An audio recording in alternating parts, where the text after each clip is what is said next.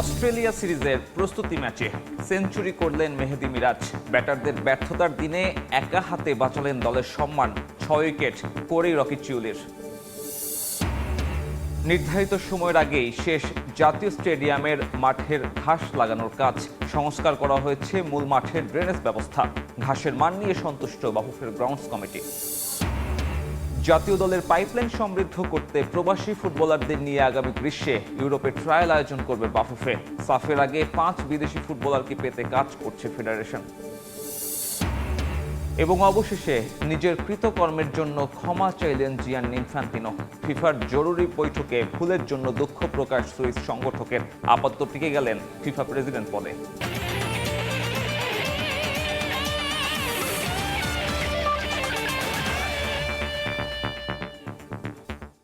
বিশ্বের নানা প্রান্তের খেলাধুলার খবর জানিয়ে দিব আমি সাব্বির মিথুন। শুরুতেই বাংলাদেশের অস্ট্রেলিয়া সফরের খবর। 3 দিনের প্রস্তুতি ম্যাচে চমক দেখালেন মেহেদী হাসান মিরাজ। দলের ব্যাটারদের ব্যর্থতার দিনে সেঞ্চুরি করেছেন এই স্পিনিং অলরাউন্ডার। নিজেদের প্রথম ইনিংসে 263 রানে অল আউট বাংলাদেশ। ডারউইনের মারারা ক্রিকেট গ্রাউন্ডে টস জিতে শুরুতে ব্যাট করার সিদ্ধান্ত নেন নাজমুল হোসেন শান্ত, কিন্তু সকালের সেশনে অজি পেসারদের দাপটের সামনে দাঁড়াতেই পারেননি টাইগার ব্যাটাররা। 0 রানে বিদায় নেন তানজিদ তামিম। সাদমান করেছেন 31। পরে আশা দেখিয়েও ফিরে যান মমিনুল এবং শান্ত। মুশফিকের কপালেও জুটেছে 0। অপার সম্ভাবনা দেখিয়ে জাতীয় দলে জায়গা পেলেও রান পাননি অমিত হাসান। দলের ব্যাটারদের এমন ব্যর্থতার দিনে অবিচল ছিলেন মেহেদী হাসান মিরাজ। দেখে শুনে নিজের ইনিংস বিল্ড আপ করেন এই অলরাউন্ডার। টেলেন্ডারদের সঙ্গে নিয়ে মান বাঁচান দলের। শেষ পর্যন্ত 263 রানে অল আউট হলেও 109 রানে অপরাজিত ছিলেন মিরাজ। 6 উইকেট নিয়েছেন অজি পেসার রকি চিউলি। জাতীয় দল থেকে বাদ পড়া ক্রিকেটারদের ভুল শোধরাতে বেশি মনোযোগ দেয়া হচ্ছে এ দলের কার্যক্রমে। সাইফ হাসান, মাহমুদুল হাসান জয়দের ব্যাটিং সমস্যা সমাধানে গুরুত্ব দেয়া হচ্ছে বলে জানিয়েছেন কোচ মিজানুর রহমান বাবুল। প্রোটিয়ায় হতে যাওয়া সিরিজ বিবেচনায় রেখে অনুশীলনে আনা হয়েছে পরিবর্তন। তবে এখনও জাতীয় দলের পেসারদের রিপ্লেস করার মতো বোলার এ দলে নেই বলে স্বীকার করলেন বাবুল নিজেই। দীর্ঘদিন পর জাতীয় দলে ফিরে ভিন্ন রূপ দেখান ব্যাটার সাইফ হাসান। এশিয়া কাপে তার ব্যাটিং মুগ্ধ করেছিল ম্যানেজমেন্টকে। তবে এরপর কোথায় যেন হারিয়ে গেলেন টাইগার ব্যাটার। রান নেই ব্যাটে, আউটের ধরন নিয়েও আছে অনেক প্রশ্ন। এই ব্যাটার নিজের সেরা ছন্দ ফেরার মঞ্চ পেয়েছেন এ দলে, যেখানে কোচ মিজানুর রহমান বাবুল কাজ করছেন তাকে নিয়ে। এই দলে আরও আছেন টেস্ট ব্যাটার মাহমুদুল হাসান জয়। অস্ট্রেলিয়ার বিপক্ষে সাদা পোশাকের দল থেকে বাদ পড়েছেন। এ দলের হয়ে নিজের ভুল শোধরানোর কাজ করছেন। একই সঙ্গে জাতীয় দল থেকে বাদ পড়া ক্রিকেটারদের ঘাটতি উন্নতিতে মনোযোগ এই দলের কার্যক্রমে।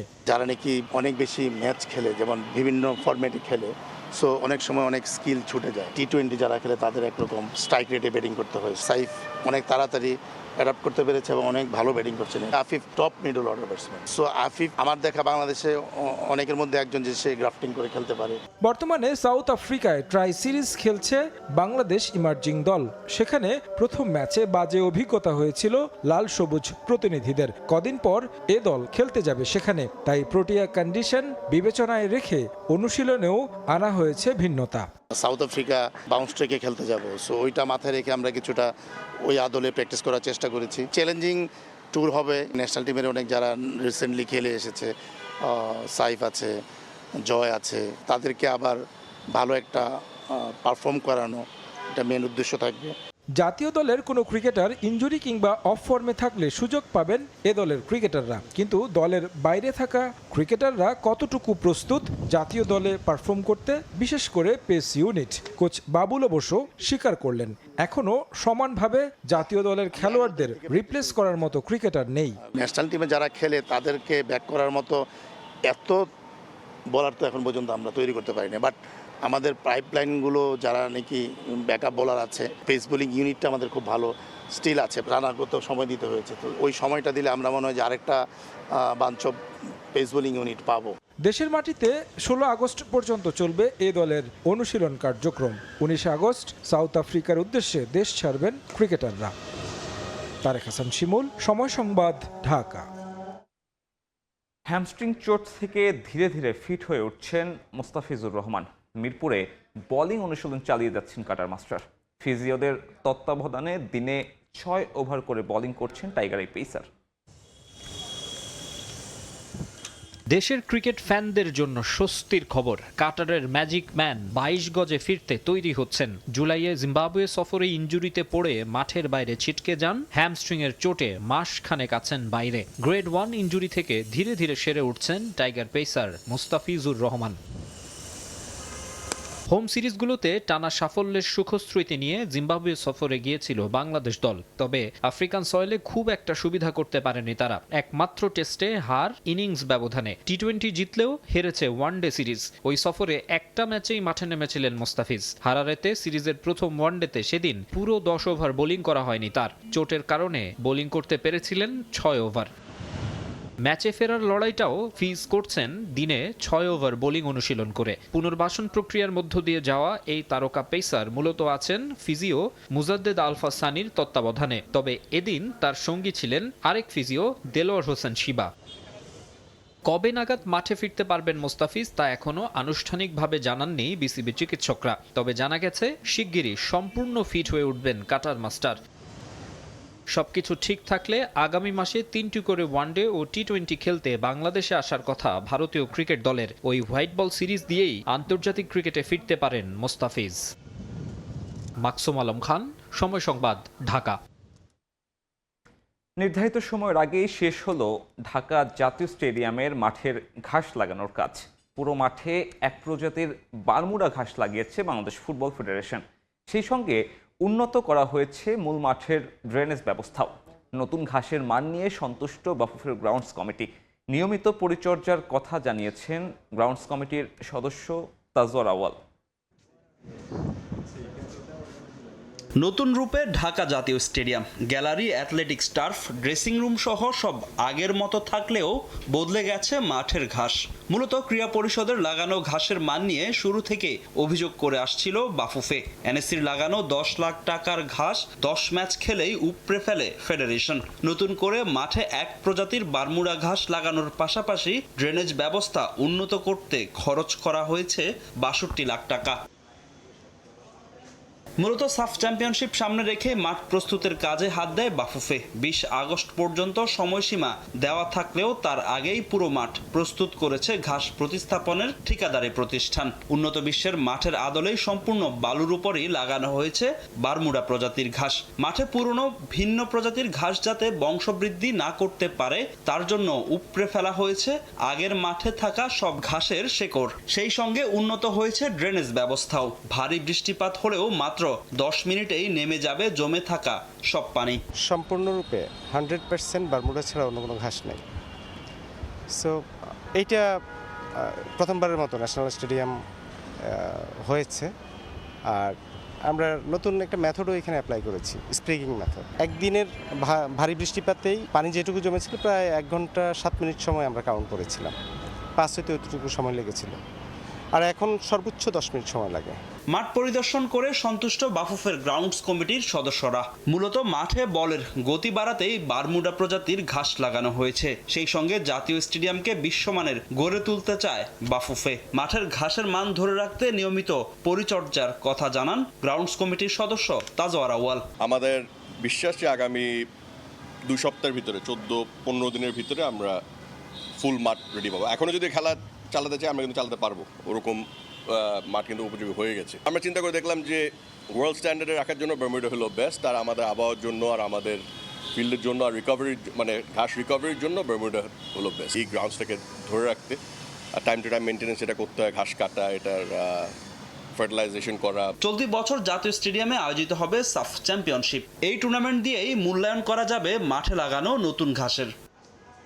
ফাহিম ইসলাম, সময় সংবাদ, ঢাকা। জাতীয় দলের পাইপলাইন সমৃদ্ধ করতে প্রবাসী ফুটবলারদের নিয়ে আগামী গ্রীষ্মে ইউরোপে ট্রায়াল আয়োজন করবে বাফুফে। সাফের আগে বাংলাদেশ দলে 5 বিদেশি ফুটবলারকে পেতে কাজ করছে ফেডারেশন। সেপ্টেম্বর উইন্ডোতে সাফ চ্যাম্পিয়নশিপের প্রস্তুতিতে কিরগিজস্তানে 4 জাতি বা ঢাকায় 3 জাতি ফুটবল টুর্নামেন্ট খেলার লক্ষ্য বাংলাদেশের। চূড়ান্ত সিদ্ধান্ত কোচ থমাস ডুলির ওপর ছেড়ে দিয়েছে ফেডারেশন। এদিকে লুই ওয়াটসনকে নিয়ে সামাজিক যোগাযোগ মাধ্যমে ছড়িয়ে পড়া গুঞ্জন উড়িয়ে দিল বাফুফে। বাংলাদেশের হয়ে খেলতে চান না আইরিশ ফুটবলার, এমনটাই জানিয়েছে তারা। হামজা শমীদদের হাত ধরে দেশের ফুটবলে হয়েছিল নতুন দিগন্তের উন্মোচন। তাদের পথ ধরে একে একে শেকড়ের টানে বাংলার জার্সিতে জায়ান ফাহমিদুলরা যোগ দেন। পৃথিবীর বিভিন্ন প্রান্তে উন্নত জীবনের খোঁজে ছড়িয়ে থাকলেও দেশের মাটিতে গত বছর ট্রায়ালে এসেছিলেন এক ঝাঁক উদীয়মান তারকা। তবে এবার দেশে নয়, জাতীয় দলকে আরো শক্তিশালী করতে আগামী গ্রীষ্মে প্রবাসীদের ট্রায়াল ইউরোপে করার পরিকল্পনা বাফুফের। নেক্সট সামার একটা প্রপার ক্যাম্প করা ইউরোপের যে কোনো এক জায়গায়, যেন ইউরোপে যারা আছে তারা ওখানে এসে, বিকজ ইউরোপ থেকে বাংলাদেশে এসে ট্রায়াল দিয়ে যদি না টিকে নিজ খরচে, ইটস ভেরি ডিসঅ্যাপয়েন্টিং। বাট ইউরোপের ভিতরে ট্রাভেলিং ইজ চিপ। শুধু তাই নয়, সেপ্টেম্বর উইন্ডো সামনে রেখে 5 প্রবাসী ফুটবলার নিয়ে কাজ করছে ফেডারেশন। ফারহান আলী ওয়াহিদ, জায়ান হাকিমদের সাফের আগেই পাওয়ার আশা ফেডারেশনের। আমরা 5 জন অরিজিনাল প্লেয়ারকে নিয়ে কাজ করছি ওই পার্টিকুলার উইন্ডোর জন্য। তার মধ্যে একজন তো ফারহান আলী ওয়াহিদ, আপনি জানেন, যার প্রাইমারি কাজ হয়ে গেছে। এখন উনি ইনফ্যাক্ট এই উইকটাতে আছেন ইউকেতে। সো আমরা চেষ্টা করবো ওনাকে এই উইকে লন্ডনে হয়তো পাঠিয়ে ওনার কনসুলেটে ওনার পাসপোর্টের কাজটা শুরু করার জন্য বায়োমেট্রিক্সটা দেওয়া মূলত। সো ইনশাল্লাহ ফারহান ইজ দেয়ার। এর বাইরে জায়ান হাকিমের প্রাইমারি কাগজপত্রের কাজ আমরা শুরু করেছি এখন। সো আমার ফেডারেশন থেকে বলা হয়েছে যে 2 মাস লাগবে। So let's see, most likely আমরা পাবো তাকে। কোনো কারণে মিস হলেও সাফে ডেফিনেটলি তাকে পাবো, বাট আমরা চেষ্টা করবো সেপ্টেম্বর উইন্ডোতে তাকে রাখার জন্য ইনশাল্লাহ। এর বাইরে আরো 3 জন প্লেয়ারের পুরো ডিটেইলস, ভিডিও এন্ড এভরিথিং ধুলি সাহেবের কাছে আছে। সাফ চ্যাম্পিয়নশিপে 23 বছরের শিরোপার খরা এবার কাটাতে চায় বাংলাদেশ। সাফের প্রস্তুতিতে সেপ্টেম্বর উইন্ডোতে দেশের মাটিতে 3 জাতি অথবা কিরগিজস্তানে লেবাননকে নিয়ে 4 জাতির টুর্নামেন্ট খেলার আলোচনা করছে ফেডারেশন। চূড়ান্ত সিদ্ধান্ত নেবেন কোচ থমাস ডুলি। এখন পর্যন্ত যেটা অপশন আছে, বাংলাদেশের মাটিতে বাংলাদেশ, মঙ্গোলিয়া এবং আরেকটি কিংবা 2টো দেশ, অথবা কিরগিজস্তানের মাটিতে আমরা গিয়ে Kyrgyzstan, Bangladesh, Lebanon and probably another 4th country. এই 2টা কেস নিয়ে আমরা এখন কাজ করছি। গত কয়েকদিন ধরে সামাজিক যোগাযোগ মাধ্যমে গুঞ্জন বাংলাদেশে খেলতে রাজি হয়েছেন আইরিশ পেশাদার ফুটবলার লুইস শন ওয়াটসন। তবে বিষয়টা গুজব বলে উড়িয়ে দিয়েছে ফেডারেশন। আপাতত ওয়াটসনের বাংলাদেশে খেলার ইচ্ছা নেই বলে জানিয়েছে বাফুফে। এগুলি সব বাজে কথা, ওর সাথে কথা অনেকদিন আগে থেকে হচ্ছে আমাদের। ও তখন একটু সময় চান, বলি দেখো থ্যাংক ইউ ভেরি মাচ, তোমরা অনেক কষ্ট করে এই কাজগুলি করেছো, বাট আমি একদম সিদ্ধান্ত না দিয়ে পাসপোর্টে নিতে চাচ্ছি না। পারভিন আক্তার, সময় সংবাদ, ঢাকা। ফিফার সহযোগিতায় শুরু হয়েছে playing for pitch FIFA foundation community programme 2025-26। Gulshan youth ক্লাবে শুরু হয়েছে প্রোগ্রামটির 2য় বর্ষের কার্যক্রম। মাদক থেকে শিশু কিশোরদের দূরে রাখতে এমন আয়োজন নিয়মিত চান প্রধানমন্ত্রীর একান্ত সচিব আব্দুর রহমান সানি। ঢাকার একটি আর্টিফিশিয়াল টার্ফে শিশু কিশোরদের মিলন মেলা। ফিফা ফাউন্ডেশনের সহযোগিতায় প্লেইং ফর পিস প্রোগ্রামের 2য় বর্ষের কার্যক্রমে অংশ নেন উদীয়মান ফুটবলাররা। দেশের প্রথম প্রতিষ্ঠান হিসেবে ফিফা ফাউন্ডেশনের প্রোগ্রামের অফিসিয়াল পার্টনার অভিযাত্রিক ফাউন্ডেশন। 2025 সালে কার্যক্রমের আওতায় ঢাকার বিভিন্ন এলাকার 10 থেকে 18 বছর বয়সী প্রায় 1000 শিশু কিশোর ও 50 জন বিশেষ চাহিদা সম্পন্ন শিশু কিশোর নিয়মিত প্রশিক্ষণ ও সার্বিক বিকাশে অংশগ্রহণের সুযোগ পাচ্ছেন। আর এই কর্মসূচির মাধ্যমে আত্মবিশ্বাস, দলগত কাজ, নেতৃত্বের গুণাবলী অর্জন করতে পারবেন ফুটবলাররা।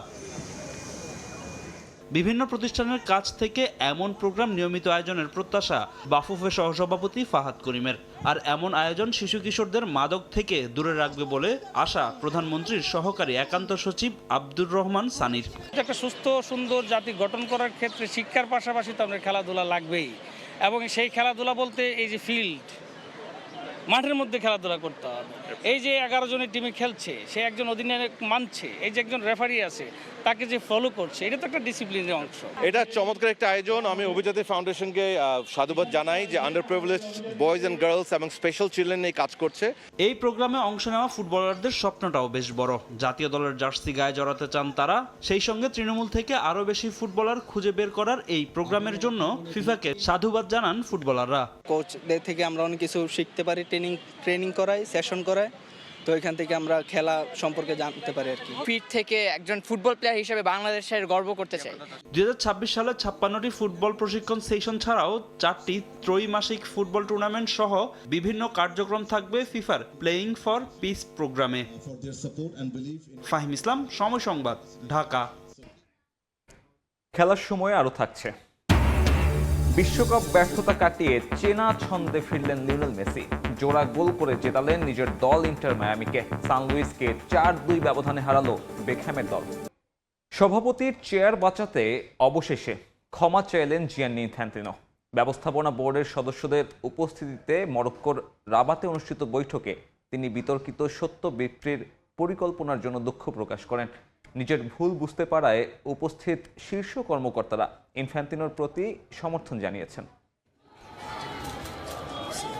বিশ্বকাপ সহ ফিফার টুর্নামেন্টগুলোর বাণিজ্যিক সত্য বিক্রির পরিকল্পনার কথা সামনে আসার পর থেকেই বিতর্কের মুখে পড়েন ইনফান্তিনো। উয়েফা, কনকাকাফ সহ ফিফার বিভিন্ন আঞ্চলিক কনফেডারেশনের তুমুল আপত্তি এবং বয়কটের হুঁশিয়ারির ফলে হুঁশ ফেরে ফিফা সভাপতির। পরিকল্পনা বাতিলের ঘোষণা দেন তিনি, কিন্তু বিতর্কের ঝড় থামেনি। ইনফান্তিনোর প্রতি অনাস্থা জানাতে শুরু করে বিভিন্ন দেশ এবং সংগঠন। আগামী বছরের মার্চে অনুষ্ঠিত হতে যাওয়া সভাপতি নির্বাচনে চতুর্থ মেয়াদের জন্য প্রতিদ্বন্দ্বিতা করার কথা জিয়ান্নি ইনফান্তিনোর, কিন্তু তার প্রতি অসন্তোষ এতই বেড়ে যায় যে পুনর্নির্বাচনে অংশ নেয়ার জন্য যে সদস্য দেশগুলো সমর্থন জানিয়েছিল তাদের অনেকেই তা প্রত্যাহার করা শুরু করে। অবস্থা বেগতিক দেখে মরক্কোর রাবাতে জরুরি বৈঠক ডাকেন ফিফা সভাপতি। গদি বাঁচাতে দুঃখ প্রকাশ করেন ইনফান্তিনো। ভুল স্বীকার করায় উপস্থিত ফিফা শীর্ষ কর্মকর্তারা তার প্রতি সমর্থন ব্যক্ত করেন। এর মাধ্যমে অভিশংসন হবার হাত থেকে নিজেকে বাঁচাতে সক্ষম হলেন ফিফা সভাপতি। ফিফার বিবৃতিতে বলা হয়, সভাপতি মাতিয়াস গ্রাফস্ট্রম এবং রাবাতে উপস্থিত ব্যবস্থাপনা বোর্ডের সদস্যরা ইনফান্তিনোর প্রতি আস্থা প্রকাশের পর ফিফা কাউন্সিল এবং সদস্য দেশগুলোর কাছে চিঠি পাঠিয়েছে ফিফা। সেখানে সাম্প্রতিক বিতর্কিত বিষয়ে নিজের ভুল স্বীকার করে ক্ষমা চেয়েছেন ইনফান্তিনো। ভবিষ্যতে এমন ঘটনার পুনরাবৃত্তি হবে না বলেও প্রতিশ্রুতি ব্যক্ত করেন ফিফা সভাপতি। একেই বোধহয় বলে ঠেলার নাম বাবাজি। এদিকে ইউরোপের শীর্ষ লিগগুলোর সংগঠন ইউরোপিয়ান লিগস ফিফার শাসন ব্যবস্থায় সংস্কারের দাবি জানিয়েছে। সংগঠনটি 64 দল নিয়ে বিশ্বকাপ আয়োজনের সম্ভাবনার বিরোধিতা করে বলে, ফিফাকে আর একতরফাভাবে ফুটবলকে নিয়ন্ত্রণ করতে দেয়া এবং কোনো কাজে বিঘ্ন ঘটাতে দেয়া যাবে না। অভিশংসনের হাত থেকে বেঁচে গেলেও এখন অনেকগুলো প্রশ্ন সামনে আসছে। সদস্য দেশগুলো কি ইনফান্তিনোকে ক্ষমা করবে, আবারও নির্বাচনে সমর্থন দিবে, নাকি এই মেয়াদেই শেষ হচ্ছে ইনফান্তিনো অধ্যায়? এসব প্রশ্নের উত্তর মিলবে সঠিক সময়েই। তবে এই ঘটনা ফিফা এবং সংশ্লিষ্ট কর্তা ব্যক্তিদের জন্য শিক্ষা হয়ে থাকবে, এটুকু বলে দেয়া যায় নির্দ্বিধায়। দূরে জান্নাত, সময় সংবাদ। চেনা ছন্দে ফিরলেন লিওনেল মেসি। বড় জয় পেল ইন্টার মায়ামি। ক্লাবের হয়ে দ্বিতীয় ম্যাচে মাঠে নেমেই জোড়া গোল করলেন আর্জেন্টাইন জাদুকর। আটলান্টিকো সান লুইসকে 4-2 ব্যবধানে হারালো ডেভিড বেকহ্যামের দল। ঝুম বৃষ্টি, মাঝপথে মেঘের গর্জন আর খেলা স্থগিত থাকায় মন খারাপ সমর্থকদের। আটলান্টিকের এই ভেজা রাতকে রঙিন করতে একটা নামই যথেষ্ট ছিল, লিওনেল মেসি। শেষ পর্যন্ত হলোও তাই। ম্যাচের শুরুটা অবশ্য মায়ামির জন্য খুব একটা সুখকর ছিল না। 4 মিনিটেই গোল খেয়ে পিছিয়ে পড়ে তারা। তবে সমতায় ফিরতে ইন্টার মায়ামিকে খুব বেশি অপেক্ষা করতেও হয়নি। ম্যাচের 11 মিনিটে নোহ অ্যালানের দুর্দান্ত ক্রস থেকে সান লুইসের জালে বল পাঠিয়ে দলকে সমতায় ফেরান এলএম10। বিশ্বকাপের পর নতুন করে মায়ামির জার্সিতে এটাই মেসির প্রথম গোল। সমতায় ফেরার পর শুরু হয় মায়ামির চেনা আক্রমণাত্মক ফুটবল। প্রথমার্ধের ঠিক শেষ মুহূর্তে আবারও গর্জে ওঠে মেসির বাপা। এবার নিখুঁত ফিনিশিংয়ে দলকে এগিয়ে নেন 2-1 ব্যবধানে। ম্যাচের পুরোটা সময় জুড়ে তার পায়ের ছোঁয়া যেন মায়ামির আক্রমণ ভাগে ছড়িয়েছেন নতুন এক ম্যাজিক।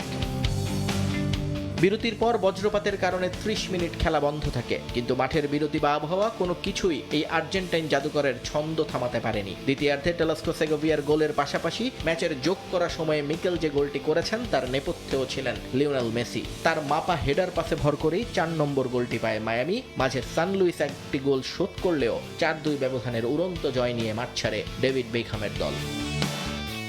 এই জোড়া গোলের মাধ্যমে লিগস কাপের ইতিহাসে সর্বোচ্চ 14 গোলের রেকর্ড এখন মেসির দখলে। লুইস সুয়ারেজের অনুপস্থিতিতে মায়ামির আক্রমণের দায়িত্বটা যেভাবে একা কাঁধে তুলে নিয়েছিলেন, তাতে আরও একবার প্রমাণিত হয়েছে শরীরের বয়স যাই হোক, মেসি ম্যাজিকের বয়স বাড়ে না। ক্লাবের অপরাজিত যাত্রাকে 8 ম্যাচে নিয়ে গিয়ে ড্রেসিং রুমে ফিরেছেন আধুনিক ফুটবলের মহানায়ক। নিয়ন মুহাইমিন, সময় সংবাদ। দল বদলের গুঞ্জনের মাঝেই রিয়াল মাদ্রিদে অনুশীলন করেছেন ভিনিসিয়াস জুনিয়র। অনুশীলনে কোচ হোসে মরিনিওর সঙ্গে ভালো বোঝাপড়া হয়েছে বলে জানিয়েছেন এই সেলেসাও তারকা। নতুন মৌসুমে ভালো করার প্রত্যয় ২৬ বছর বয়সী তারকার। তবে গণমাধ্যমের দল বদল নিয়ে প্রশ্ন এড়িয়ে যান ভিনি। নতুন চুক্তিতে ব্রাজিলিয়ান তারকাকে রিয়াল কর্তৃপক্ষ বছরে ২২ মিলিয়ন ইউরো বেতনের প্রস্তাব দিলেও তার চাওয়া ৩০ মিলিয়ন। তাই সান্তিয়াগো বার্নাব্যুতে অনিশ্চিত সেলেসাও তারকার ভবিষ্যৎ। আবারও আলোচনায় ভিনিসিয়াস জুনিয়রের ট্রান্সফার। সেলেসাও তারকাকে দলে ভেড়াতে উঠে পড়ে লেগেছে প্রিমিয়ার লিগের বর্তমান চ্যাম্পিয়ন আর্সেনাল। ট্রান্সফার প্রসঙ্গে নিমরাজি ভিনি নিজেও। তবে এরই মাঝে রিয়াল মাদ্রিদে ফিরেছেন ব্রাজিলিয়ান তারকা। কোচ হোসে মরিনিওর অধীনে লম্বা সময় অনুশীলন করেছেন দলের সঙ্গে। বেতনের অঙ্ক ও বিভিন্ন সুযোগ সুবিধা নিয়ে মাদ্রিদের সঙ্গে এখনও ঝুলে আছে ভিনির চুক্তি। রিয়ালের সঙ্গে তার চুক্তির মেয়াদ শেষ হতে বাকি মাত্র ১ বছর। নতুন চুক্তিতে ভিনির বার্ষিক বেতন 17.5 মিলিয়ন থেকে বাড়িয়ে 22 মিলিয়ন ইউরোর প্রস্তাব দিয়েছে রিয়াল কর্তৃপক্ষ। তবে ভিনির চাওয়া 30 মিলিয়ন ইউরো।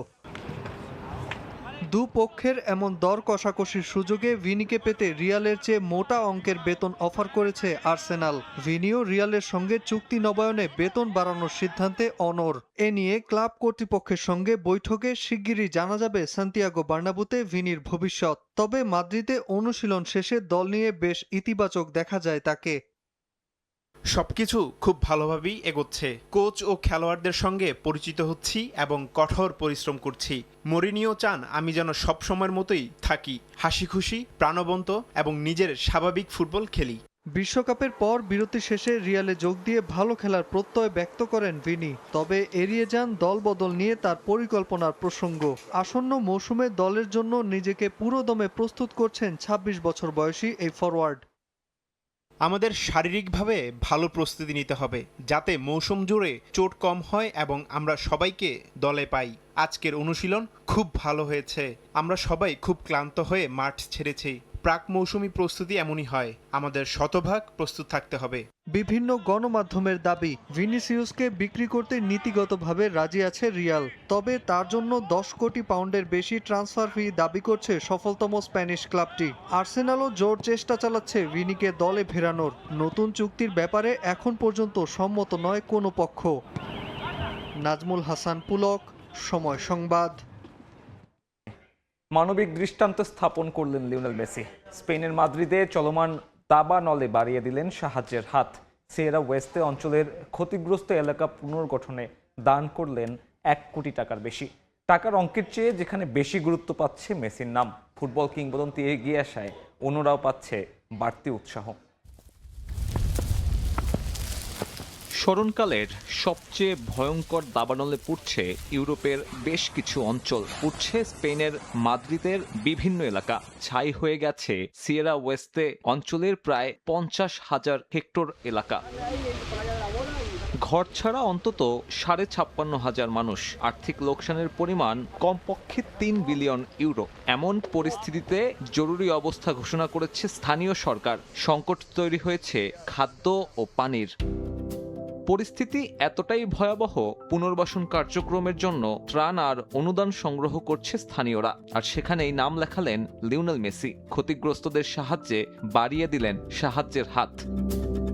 80,000 ইউরো বা বাংলাদেশি মুদ্রায় 1,10,00,000 টাকা অনুদান দিয়েছেন আর্জেন্টাইন মহাতারকা। আর এক টুইটে বিষয়টি নিশ্চিত করেছেন কমিউনিটি অফ মাদ্রিদের সভাপতি। জানান, মাদ্রিদের মানুষ লিওনেল মেসিকে স্বাগত জানানোর অপেক্ষায়। আমি তাকে ধন্যবাদ জানাতে চাই এবং বলতে চাই মাদ্রিদের মানুষ তাকে খুব দ্রুতই স্বাগত জানাতে এবং তার প্রাপ্য সম্মান জানাতে মুখিয়ে আছে। স্রেফ টাকার অঙ্কের হিসেবে মেসির এই অনুদানের যথার্থতা বোঝা সম্ভব নয়, বরং অনুদান কার্যক্রমে তার অংশগ্রহণ বিশ্ব মিডিয়ার নজর কেড়েছে। ধারণা করা হচ্ছে মেসি এগিয়ে আসায় তহবিল সংগ্রহে বাকিরাও আগ্রহী হবে।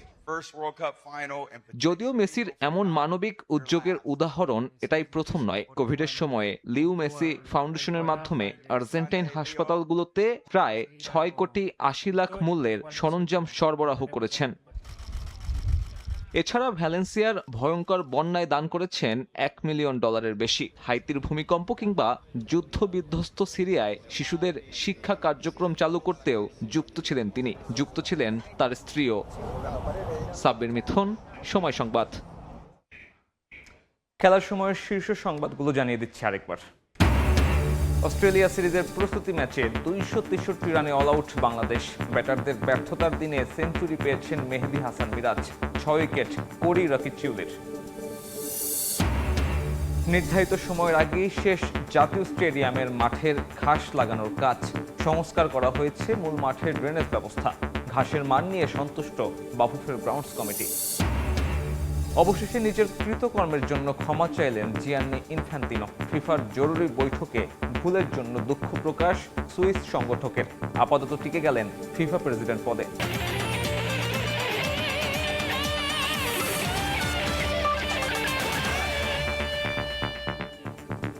এই ছিল খেলার সময়ের এখনকার আয়োজন। এরপর দুপুরের সময় নিয়ে সঙ্গে থাকবেন সহকর্মী সাইফুল রুদ্র। সাব্বির মিথুন, আপনাকে ধন্যবাদ। দুপুরের সময় নিয়ে আসছে কিছুক্ষণ পর, সঙ্গে থাকুন সময়।